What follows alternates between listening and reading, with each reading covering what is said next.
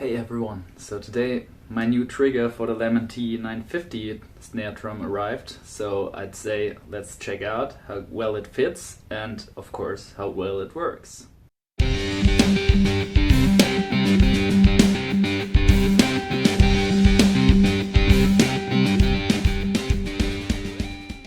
So let's take a closer look at the trigger itself. It's basically a pretty simple but pretty effective construction. The piezos are soldered to a female audio jack and the rail is mounted on foam to separate the rim from the head. So I loosened the screws, removed the mesh heads and the original Lemon trigger basket. The old audio jack had to be removed along with the Lemon logo badge so that the new trigger could be screwed to the snare shell with the brackets of the tightening screws and the cable could be routed to the outside.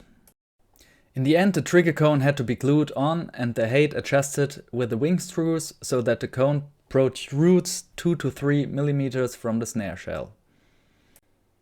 So far so good, so I put everything back together and tried it out, but the issue still persists.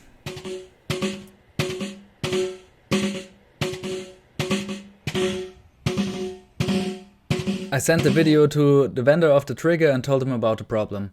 He called me one day later and we talked about the issue. He seemed to have an idea.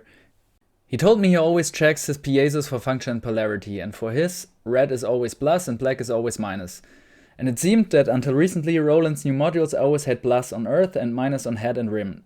But now it probably could be the other way around. So he sent me a new trigger where I could manually exchange the polarity of the piezos that got into the phone jack. So I opened the snare up again, put the new trigger in, and look at that, it works.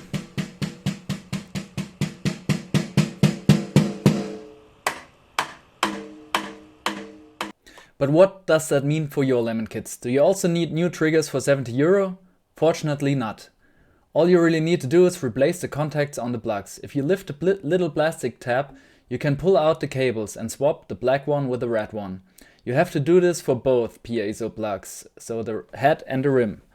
And your snare and stand tom will work as they should, also with the TD27. For me it at least made sense now that switching of the head and rim trigger into the audio jack didn't make any difference, since it was the polarity of each piezo that was wrong. So, at the end, first a big shout out to the drum doctor for helping me understand the problem in the first place. I'll link you to his site below this video in case you need any triggers or accessories. So why are there differences between the TD17 and the TD27? Neither of us had a real answer to that. It might have to do with the positional sensing capabilities of the TD27, but according to the drum doctor it used to be the other way around with the polarity at Roland.